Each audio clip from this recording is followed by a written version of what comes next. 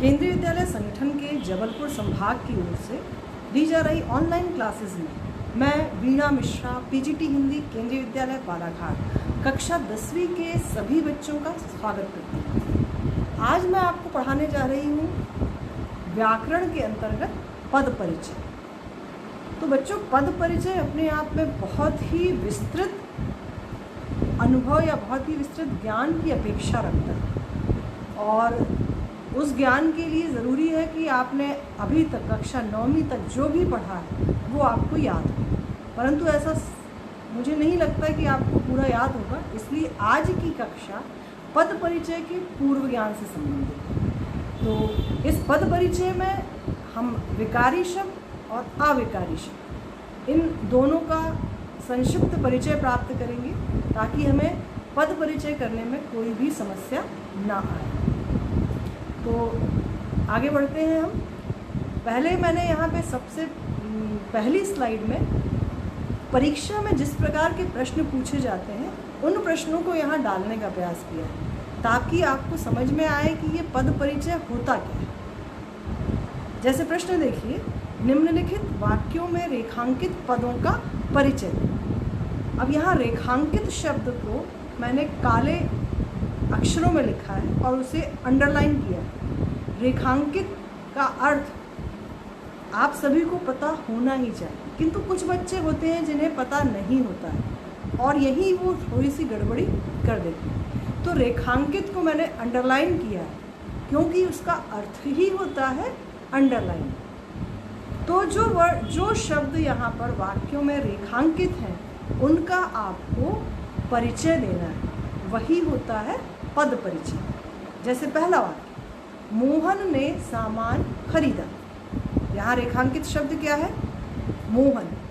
तो आपको मोहन का पद परिचय देना है। दूसरा वाक्य, मैं और मेरा दोस्त दोनों क्रिकेट खेलते हैं। अब यहाँ रेखांकित शब्द है और मेरा क्रिकेट खेलते हैं। तो कभी कभी बच्चों एक वाक्य में ही 4 शब्दों को रेखांकित किया जाता है और उन सब का आपको पद परिचय देना होता है। कभी कभी एक एक शब्द रेखांकित करके 4 क्वेश्चन पूछे जाते हैं। तो ये दोनों तरह से हो सकता है। तीसरा वाक्य देखिए, हमारे घर के पीछे बहुत बड़ा मैदान है। अब यहाँ पहला पद के पीछे, दूसरा बहुत और तीसरा बड़ा, 3 का परिचय आपको देना है। चौथा वाक्य, वाह कितना प्यारा मौसम है। अब यहाँ रेखांकित शब्द है वाह, इसका आपको पद परिचय देना है। तो ये आपको तब देते बनेगा जब आप उस परिचय से संबंधित सारे तत्वों को अच्छे से समझेंगे। तो इस परिचय को देने के लिए आपको निम्न व्याकरणिक तत्वों का परिचय जानना आवश्यक है। तो चलिए जानते हैं। तो सबसे पहले जो आपके लिए नया शब्द है वो है पद। पद किसे कहते हैं, यही प्रश्न आपके दिमाग में होगा। तो बच्चों, वाक्यों में प्रयुक्त शब्द पद कहलाते हैं। उदाहरण के लिए एक वाक्य मैंने लिखा है और उसमें अलग अलग शब्दों को रेखांकित किया है। बाग में फूल खिले हैं और यहाँ 5 शब्द आए हैं। यहाँ प्रयुक्त प्रत्येक शब्द पद है। यदि ये अलग होता बाग तो वो शब्द होता, किंतु जब वह वाक्य का अंग बन गया है तो वो बन गया है पद। फूल या अलग से होता तो शब्द होता, किंतु ये वाक्य का अंग बनने के कारण पद है। उसी प्रकार खिले हैं, ये भी पद है। तो आप पद समझ चुके हैं। कोई भी शब्द जब वाक्य में प्रयोग कर दिया जाता है तो वो पद बन जाता है। अब पद परिचय क्या है? बच्चों, जैसे ही ये कक्षा शुरू हुई मैंने आपको नमस्कार किया और अपना संक्षिप्त परिचय आपके सामने दिया। मैंने अपना नाम बताया, अपना पद बताया और अपनी संस्था का नाम बताया। तो जितना ज़रूरी था उतना परिचय मैंने आपको दिया।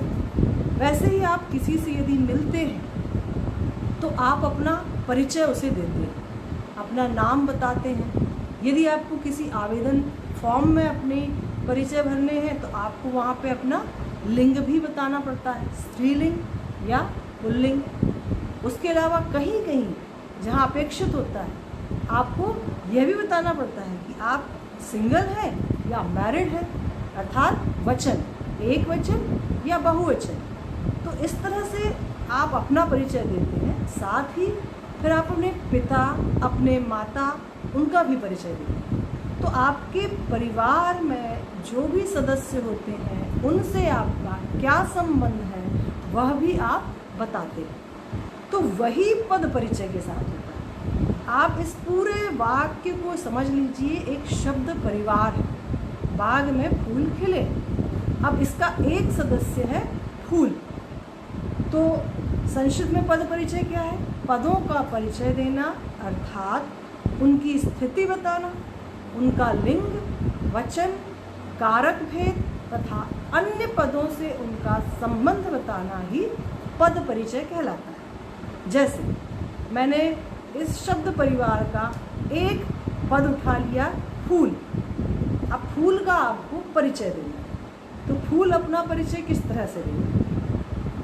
सबसे पहले बताएंगे व्याकरणिक परिचय है, तो आप बताएंगे संज्ञा। अब संज्ञा कौन सी? जातिवाचक। लिंग कौन सा है? चूंकि फूल खिलता है, खिलती नहीं है, कौन सा लिंग है? पुल्लिंग।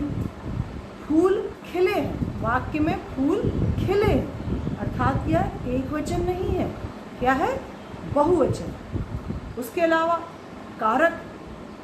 कारक को पहचानने का एक सरल तरीका है कि क्रिया के पहले क्या या किसको प्रश्न कर लें, या और अभी हम आगे आपको बताएंगे। जैसे यहाँ फूल क्रिया के पहले प्रयोग हुआ है, तो हम खिले हैं कि पहले प्रश्न करेंगे क्या खिले? उत्तर हमें मिलता है फूल, अर्थात यह फूल कर्म कारक है। यहाँ गलती से करण कारक लिखा है, उसे आप सुधार लीजिएगा, कर्म कारक है। और यही कर्म कारक को हम यहाँ रिपीट करेंगे, उसके संबंध बता देंगे, क्रिया के साथ संबंध। खिले है क्रिया का कर्म, तो यहाँ संबंध में भी वही कारक आएगा और अलग से भी वही कारक आएगा, तो इस बात का ध्यान रखें। तो ये कहलाता है पद परिचय देना। तो इस प्रकार हम किसी पद का परिचय देते हैं। अब प्रश्न ये उठता है कि शब्द और पद में क्या अंतर है? शब्द से आप भलीभांति परिचित हैं। शब्द वर्णों की स्वतंत्र व सार्थक इकाई है। कई वर्ण मिलके एक शब्द बनाते हैं, जैसे फूल ही ले लीजिए, फा, ऊ और ला, ये तीन वर्ण मिले फूल बन गया। शब्द का मात्र अर्थ परिचय होता है। यदि शब्द अकेला अपना परिचय देगा तो क्या देगा? केवल अपना अर्थ बताएगा। शब्द सार्थक व निरर्थक दोनों होते हैं। कैसे? आप तो अभी तक सार्थक पढ़ते आए हैं, परंतु निरर्थक शब्द का प्रयोग भी हम करते हैं। जैसे फूल वूल ले आओ, अब फूल का तो अर्थ निकलता है, पर उसके साथ हमने वूल शब्द यूज़ कर दिया, ये निरर्थक शब्द है, वो हम शब्दयुग्म के रूप में ऐसे ही उपयोग कर देते हैं। तो शब्द निरर्थक भी होते हैं, सार्थक भी होते हैं। अब पद क्या होते हैं? पद वाक्य में प्रयुक्त शब्द है, अर्थात वे शब्द जिनका प्रयोग वाक्य में हो जाता है वो पद बन जाते हैं। पद का व्याकरणिक परिचय होता है। शब्द की तरह अकेला परिचय नहीं होता, अर्थ परिचय नहीं होता, इसका पूरा व्याकरणिक परिचय होता है। पद वाक्य में अर्थ का संकेत देता है। पद वाक्य में अपना एक अर्थ दर्शाता है। पद से लिंग, वचन, कारक तथा क्रिया का संबंध होता है। शब्द का ऐसा कोई संबंध नहीं होता क्योंकि शब्द अकेला होता है, किंतु पद से लिंग, वचन, कारक और क्रिया सब जुड़े होते हैं, तो उनसे उसका संबंध होता है। तो इसी को हम थोड़ा और समझने की कोशिश करते हैं। शब्द वर्णों के सार्थक समूह को शब्द कहते हैं, जैसे क, म, ल। 3 वर्ण है, उनसे बना सार्थक समूह कमल। तो कमल यहाँ पे अकेला है, किसी अन्य शब्द के साथ जुड़ा नहीं है, तो ये अकेला है, अकेला शब्द है। तो ऊपर कमल एक शब्द है क्योंकि वह स्वतंत्र है। अब पद देखिए, वाक्य में प्रयुक्त शब्द पद कहलाते हैं। अब इसी कमल को उठाकर हमने वाक्य में प्रयोग कर दिया। तालाब में कमल खिला है। अब यहाँ कमल अपने शब्द परिवार के साथ खड़ा है, ठीक है। तो यहाँ उसका अपना परिवार है, यदि उसको अपना परिचय देना है तो वो अपना अकेला परिचय नहीं दे सकता, परिवार के अन्य सदस्यों से उसे अपना संबंध बताना ही पड़ेगा। तो वाक्य में कमल पद है क्योंकि वह वाक्य में प्रयुक्त किया गया, उसका संबंध वाक्य के प्रत्येक पद से है, तो इसलिए यह क्या है, पद है। बच्चों, पद परिचय के लिए हमें जो जानकारी चाहिए उसमें हमको 2 प्रकार के शब्द भेद जानने ज़रूरी है। वो 2 प्रकार के शब्द हैं, विकारी और अविकारी। प्रयोग के आधार पर शब्द के 2 भेद होते हैं, विकारी, अविकारी। अब विकारी का मतलब वे शब्द जो लिंग, वचन, काल, ध्यान रखिएगा, ये जो पीले रंग से लिखे हुए शब्द हैं उन पर ध्यान दीजिएगा। वे शब्द जो लिंग, वचन, काल के अनुरूप अपना रूप बदल लेते हैं वे विकारी शब्द हैं। विकार का अर्थ ही होता है परिवर्तन। तो जो शब्द अपना रूप परिवर्तित कर लेते हैं, उनमें विकार पैदा हो जाता है, तो वो शब्द कहलाते हैं विकारी। अविकारी, यहाँ अ उपसर्ग जुड़ने से उसका अर्थ हो गया अपरिवर्तित। वे शब्द जो लिंग, वचन, काल के अनुरूप अपना रूप नहीं बदलते वे अविकारी शब्द कहलाते हैं। इन्हें ही हम अव्यय भी कहते हैं। अव्यय शब्द देखिए, अव्यय, व्यय अर्थ होता है खर्च करना। तो जो कभी खर्च ना हो वो अव्यय, अर्थात जो अपना कभी रूप ना बदले वो अव्यय, ठीक है। तो 2 शब्दों को ध्यान रखिए, विकारी और अविकारी। अब यहाँ हम विकारी शब्दों का संक्षिप्त परिचय देखते हैं कि विकारी शब्द कौन कौन से, जिनकी आपको पद परिचय में नितांत आवश्यकता है। बच्चों ध्यान से देखिएगा, यदि आपने इन शब्दों को नहीं जाना तो आप पद परिचय नहीं कर पाएंगे। तो विकारी शब्दों के अंतर्गत आते हैं संज्ञा, सर्वनाम, विशेषण और क्रिया। ये सारे व्याकरण के अंग आप पढ़ चुके हैं अभी तक, किंतु फिर भी आप इसके उपभेदों से शायद परिचित ना हो या भूल गए हो, इसलिए हमें इसकी पुनरावृत्ति कराना आपको ज़रूरी है। अब ये क्यों विकारी है, देखिए। संज्ञा, लड़का एक संज्ञा शब्द है, किंतु लिंग के अनुसार इसका रूप बदल जाता है, लड़की हो जाता है। वचन के अनुसार इसका रूप बदल जाता है, लड़के या लड़कों हो जाता है।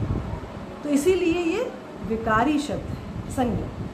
सर्वनाम, सर्वनाम के अंतर्गत हमने एक उदाहरण लिया है, वह ये एक वचन के लिए प्रयोग होता है, किंतु जब बहुवचन के लिए होता है तो उसको वे कर देते हैं, यहाँ भी उसका रूप बदल गया, अर्थात सर्वनाम भी विकारी शब्द है। तीसरा अंग लेते हैं हम विशेषण। विशेषण शब्द भी विकारी है, जैसे छोटा, एक शब्द लिया हमने छोटा। अब ये यदि लिंग के अनुसार लें छोटी भी हो सकता है, वचन के अनुसार लें तो छोटे भी हो सकता है। तो विशेषण के रूप भी विकार उत्पन्न कर देते हैं, इसलिए ये भी विकारी शब्द है। चौथा है क्रिया। क्रिया में तो बहुत ही ज़्यादा परिवर्तन होते हैं। अब जैसे लड़कों के साथ प्रयोग होगा तो राम जाता है, सीता जाती है।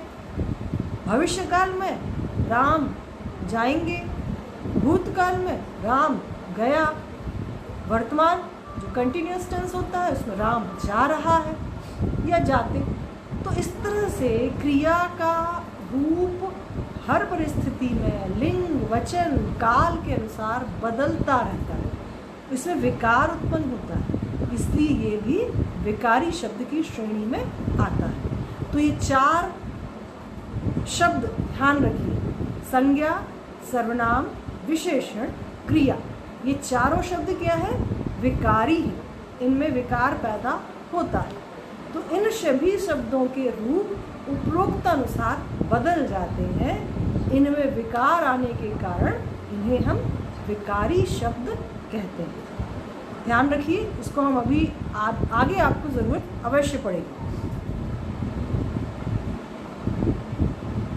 अब यहाँ देखिए विकारी शब्दों के भेद उपभेद। यहाँ मैंने संक्षिप्त भेद उसके जानने का, क्योंकि जब आप पद परिचय देंगे तो आपको इसके उपभेद भी लिखने पड़ेंगे, केवल संज्ञा लिखने से काम नहीं चलेगा।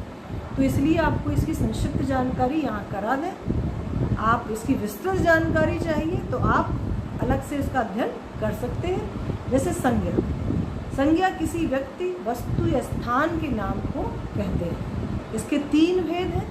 व्यक्तिवाचक, जब किसी व्यक्ति विशेष, वस्तु विशेष या स्थान विशेष का नाम, जैसे राम, बालाघाट, ताजमहल, रामचरितमानस, किसी विशेष व्यक्ति, वस्तु, स्थान का नाम, तो ये व्यक्तिवाचक संज्ञा। अब इसी में जातिवाचक, लड़का, यहाँ हम लड़के में कोई भी लड़का कह सकते हैं। शहर, कोई भी शहर हो सकता है। मीनार, कोई भी मीनार हो सकती है। पुस्तक, कोई भी पुस्तक हो सकती है। तो ये उसकी जाति बता रहे हैं, इसलिए वो जातिवाचक संज्ञा है। इसके 2 उपभेद हैं। द्रव्यवाची, जिसमें सभी प्रकार के पदार्थ आते हैं, धातुएं आती हैं, सोना, चांदी, पीतल, तांबा। समूहवाची, जो समूह से संबंधित शब्द हैं, जैसे कक्षा, जुलूस, दल, तो इस तरह के शब्द समूहवाची में आते हैं। तो ये जातिवाचक का ही एक उपभेद है। तीसरी संज्ञा है भाववाचक। इसमें हमारे मन के जो भी भाव होते हैं उनके नाम भाववाचक संज्ञा के अंतर्गत आते हैं। जैसे खुशी, दुख, अवस्था देखिए, गरीबी, बुढ़ापा, दशा, अवस्था, तो ये सभी चीज़ें भाववाचक संज्ञा में आती हैं। संज्ञा के कितने प्रकार हैं? 3 प्रकार, व्यक्तिवाचक, जातिवाचक, भाववाचक। ध्यान रखिए। सर्वनाम, सर्वनाम अर्थात सबका नाम। सर्व यानी सबका, नाम अर्थात नाम, सबका नाम। संज्ञा के स्थान पर प्रयुक्त होने वाले शब्द सर्वनाम कहलाते हैं। इसके कुल भेद हैं 6। पहला पुरुषवाची सर्वनाम। अब पुरुषवाची के भी 3 उपभेद हैं। उत्तम पुरुष, मध्यम पुरुष, अन्य पुरुष। इसको आप ध्यान रखिए। उत्तम पुरुष मैं, मध्यम पुरुष तुम, अन्य पुरुष वह। मैं, तुम, वह। अब इसका पर्याय के रूप में या इसके स्थान पर बहुवचन भी हो सकता है, हम, ठीक है, या तुम्हारे, वे की जगह उनके। तो इस तरह से प्रयोग होता है। यहाँ संक्षिप्त परिचय है, इसलिए मैंने पूरा विवरण नहीं दिया। तो पुरुषवाची के 3 भेद, उत्तम पुरुष, मध्यम पुरुष, अन्य पुरुष। दूसरा होता है निश्चयवाची, जो एक निश्चित वस्तु का बोध कराते हैं, वो निश्चयवाची शब्द है। यह, वह, ये, वे। अनिश्चयवाची, जिसमें अनिश्चितता होती है, जैसे कोई, बैग में या दरवाजे पर कोई आया है, तो कोई अनिश्चित है। उसने कुछ लाया है, वह भी अनिश्चित है। तो एक प्राणी बोधक है, एक वस्तु बोधक है। कोई प्राणी बोधक, कुछ वस्तु बोधक, तो ये अनिश्चयवाची। प्रश्नवाचक में कौन, आपने प्रयोग किया, कौन आया है, कौन जो है वो प्रश्नवाचक सर्वनाम है। क्या लाया है, किसने भेजा है, तो ये प्रश्नवाचक सर्वनाम है। अगला है संबंधवाचक, जो बोएगा सो काटेगा। यहाँ संबंध दर्शाते हैं 2 शब्द मिलके, संबंधवाचक है। और अंतिम है निजवाचक। इसे आप ध्यान से समझिए। निज, निज का अर्थ होता है स्वयं का। तो इसके जो शब्द हैं वो हैं स्वयं, खुद, अपना, आप। अब यहाँ आप शब्द थोड़ा सा आपको कंफ्यूज कर सकता है। एक आपका अर्थ होता है तुम, परंतु यहाँ ये निजवाचक वाला जो आप है, इसका अर्थ है आप। जैसे मैं अपना काम आप कर लूँगा, आप कर लूँगा मतलब खुद कर लूँगा, तो ये निजवाचक है क्योंकि ये अपने लिए, निज के लिए प्रयोग किया गया है। तो सर्वनाम के कितने भेद हैं? 6 भेद। पुरुषवाची, निश्चयवाची, अनिश्चयवाची, प्रश्नवाची, संबंधवाची और निजवाची। ध्यान रखिएगा। अगला है विशेषण। विशेषण ये भी एक विकारी शब्द है। संज्ञा या सर्वनाम की विशेषता बताने वाले शब्दों को विशेषण कहते हैं। इसके बारे में आप कक्षा 6वीं से पढ़ते आ रहे हैं। विशेषण के 4 भेद हैं। गुणवाचक विशेषण, जो भी गुण, दोष संबंधी विशेषता बताए वो गुणवाची विशेषण। जैसे सफ़ेद, लंबी, गोल, फुर्तीली, गुणवाची। दूसरा संख्यावाचक। संख्यावाचक के 2 भेद, निश्चित, अनिश्चित। जो निश्चित संख्या का बोध कराए, जैसे 1, 10, वो निश्चितवाची। अनिश्चित कई, कुछ। तो ध्यान रखिएगा, संख्यावाची में वही शब्द आते हैं, वही विशेष्य के साथ आते हैं जिनकी गिनती की जा सकती है, तो गिनती करना आवश्यक है। अगला है परिमाणवाची। परिमाण का अर्थ होता है नाप तौल, क्वांटिटी, मात्रा। तो इसमें वे चीज़ें आती हैं जिनको नापा या तौला जाता है। इसके भी 2 भेद हैं, निश्चित, अनिश्चित। निश्चित 1 लीटर, 10 मीटर। अनिश्चित में थोड़ा, बहुत। तो अन्य भी शब्द हैं, यहाँ हम केवल पुनरावृत्ति कर रहे हैं, इसलिए संक्षिप्त परिचय। और अंतिम है सार्वनामिक। ये थोड़ा सा आपको कंफ्यूज कर सकता है, सर्वनाम और सार्वनामिक। बहुत ही छोटा सा डिफरेंस है।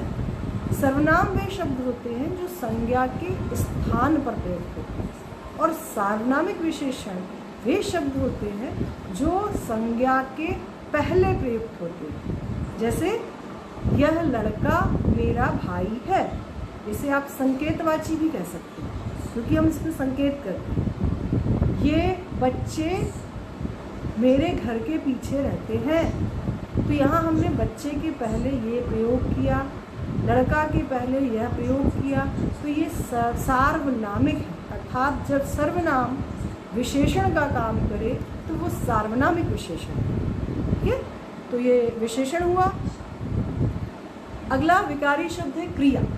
किसी कार्य के करने या होने का बोध कराने वाले शब्द क्रिया कहलाते हैं। अब यहाँ मुख्य रूप से 2 क्रिया जानना आपको अति आवश्यक है, जो बहुत ही इम्पॉर्टेंट है।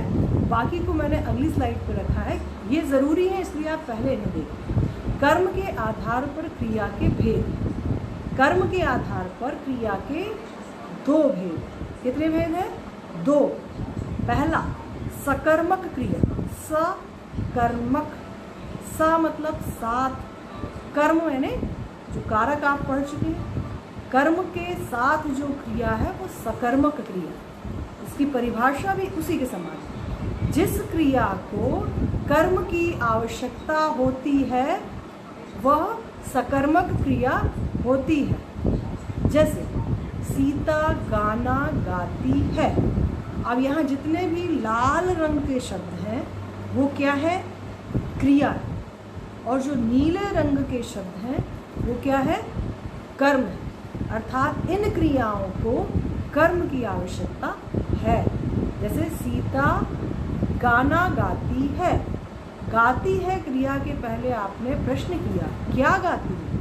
आपको उत्तर क्या मिला? गाना। जो उत्तर मिला वही कर्म है। तो यदि कर्म है तो वो क्रिया सकर्मक क्रिया। सीता खाना खाती है। क्या खाती है? खाना। अर्थात खाना क्या है? कर्म है। सीता साइकिल चलाती है। क्या चलाती है? साइकिल। अर्थात साइकिल कर्म है। तो ये गाती, खाती, चलती, ये सारी क्रियाओं को कर्म की आवश्यकता है, इसीलिए ये सकर्मक क्रियाएं हैं। और भी अन्य क्रियाएं हैं जिन्हें आप आगे पढ़ेंगे। तो यहाँ क्रिया को कर्म की ज़रूरत पड़ती है, इसलिए ये सकर्मक क्रिया है। अब आते हैं अकर्मक क्रिया। अकर्मक अर्थात उसके बिना, कर्म के बिना जो क्रिया होती है वो अकर्मक क्रिया। जिस क्रिया को कर्म की आवश्यकता नहीं होती, जैसे सीता गाती है। मैंने जानबूझकर यही वाक्य उठाया है ऊपर से। ऊपर हमने लिखा था सीता गाना गाती है, वहाँ हमने गाना कर्म का प्रयोग किया था, किंतु यहाँ प्रयोग नहीं किया, तो यहाँ उसका रूप हो गया अकर्मक, क्योंकि यहाँ क्या गाती है कोई उत्तर आपको नहीं मिलता, इसलिए वो हो गई अकर्मक क्रिया। सीता हंसती, हंसना क्रिया अपने आप में अकर्मक है, उसको किसी कर्म की ज़रूरत नहीं है। अब हमने ऊपर लिखा था सीता साइकिल चलाती है, माफ़ कीजिए चलती लिखा, चलाती है क्रिया से, तो वहाँ चलाती है था, क्या चलाती है साइकिल, किंतु यहाँ हमने वाक्य दिया है सीता चलती है, क्या चलती है कोई उत्तर नहीं मिलता, अर्थात कर्म की आवश्यकता नहीं है, तो यह भी अकर्मक क्रिया है। तो इन क्रियाओं को कर्म की ज़रूरत नहीं होती। उठना, बैठना, हंसना, रोना, इन सभी क्रियाओं को कर्म की ज़रूरत नहीं होती, इसलिए अकर्मक क्रियाएं हैं। तो अभी क्रिया के हम कुछ अन्य भेद यहाँ पे देख लेते हैं। यहाँ एक चित्र है, उसके अक्षर बहुत ही सूक्ष्म हैं जो शायद आपको समझ में ना आए, फिर भी मैं आपको थोड़ा चित्र के माध्यम से समझाने के लिए मैंने यह चित्र डाला है। ऊपर दो चित्र हैं, वो सकर्मक और अकर्मक क्रिया दर्शाते हैं। जैसे मोर नाच रहा है, आप बताएं कौन सी क्रिया है? अकर्मक, क्योंकि इसमें कर्म की ज़रूरत नहीं है। लड़का खड़ा है, वहाँ उसको कर्म की ज़रूरत नहीं है। अब यहाँ बच्चा जो खा रहा है कुछ, तो उसको खाने की ज़रूरत है कुछ, ठीक है, तो वह खाना क्रिया सकर्मक है। अब जो लड़की है वह सामान उठाकर आ रही है, तो वो भी सकर्मक क्रिया है, क्या उठाकर ला रही है? सामान। इसी प्रकार से कुछ प्रयोग के आधार पर क्रिया के भेद होते हैं। कभी कभी इनसे संबंधित पद भी आ जाता है, इसलिए इन्हें भी आप सूक्ष्म रूप से जान लीजिए। सामान्य क्रिया, जैसे पहला एक चित्र दिया है, राम पुस्तक पढ़ रहा है, इसमें सामान्य क्रिया है, या राम पढ़ता है, सामान्य क्रिया, ठीक है।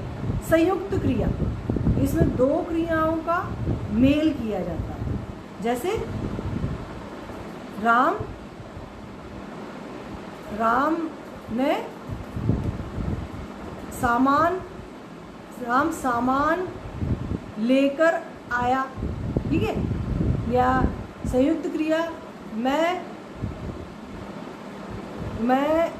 जा रहा हूँ, संयुक्त हो गई 3। तो इस तरह से 2-3 क्रियाएं जब संयुक्त हो जाती हैं, मैं उसे सामान देने लगा था,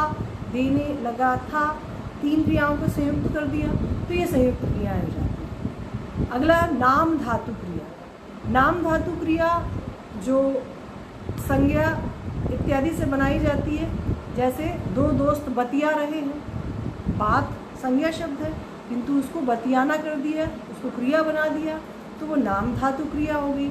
प्रेरणार्थक क्रिया, नीचे आप देख रहे हैं कि मम्मी अपने बच्चे से पत्र लिखवा रही है, तो यदि किसी से हम काम करवाते हैं, जैसे माँ द्वारा बच्चे से पत्र लिखवाया जा रहा है, तो प्रेरणार्थक क्रिया है। मालिक ने माली से पानी डलवाया, शिक्षक ने छात्र से नोट्स लिखवाए। तो एक व्यक्ति यदि दूसरे को काम करने की प्रेरणा देता है, तो वो प्रेरणार्थक क्रिया। लास्ट देखिए, एक लड़की बैठी हुई है, लड़की आकर बैठ गई, पूर्वकालिक क्रिया। पूर्वकालिक मतलब बैठ गई, इसमें मुख्य क्रिया है। परंतु बैठने के पहले उसने कौन सा काम किया, उसके पूर्व काल में क्या काम किया, आकर। तो मुख्य क्रिया के पहले जो क्रिया की जाती है वो पूर्वकालिक क्रिया है। तो ये क्रियाएं भी कभी कभी पद परिचय में जानने योग्य है, इसलिए इसका संक्षिप्त मैंने एक चित्र का चार्ट यहाँ डालने का प्रयास किया है ताकि आप इसका संक्षिप्त परिचय जान लें। तो बच्चों ये थे विकारी शब्द। कौन कौन से? संज्ञा, सर्वनाम, विशेषण, क्रिया, चारों के हमने भेद उपभेद देख लिए। अब आते हैं हम विकारी अविकारी शब्दों के परिचय में। इसके अंतर्गत 5 प्रकार के शब्द हैं। कितने आते हैं? 5। पहला है क्रिया विशेषण। किसी भी क्रिया की विशेषता बताने वाले शब्द, जैसे धीरे, तेज, फर्राटे से, सरपट। संबंध बोधक, के सामने, के पीछे। मेरे घर के सामने मोर नाच रहा है, मेरे घर के पीछे एक मैदान है। समुच्चय बोधक, ये आपने वाक्य में पढ़ा है और जिसे आप कंजंक्शन भी कहते हैं, किंतु, इसलिए, या। विस्मयादि बोधक, जिनका हम विस्मय प्रकट करने के लिए प्रयोग करते हैं, अरे, वाह, बाप रे, हाय, आहा, छी। तो ये विस्मयादि बोधक अव्यय है। इसके साथ ही मैंने एक और जोड़ा है जो सामान्यतः देखने नहीं मिलता है, किंतु ये भी अविकारी शब्द है, निपात। ये भी आपने कक्षा 9वीं में पढ़ा है।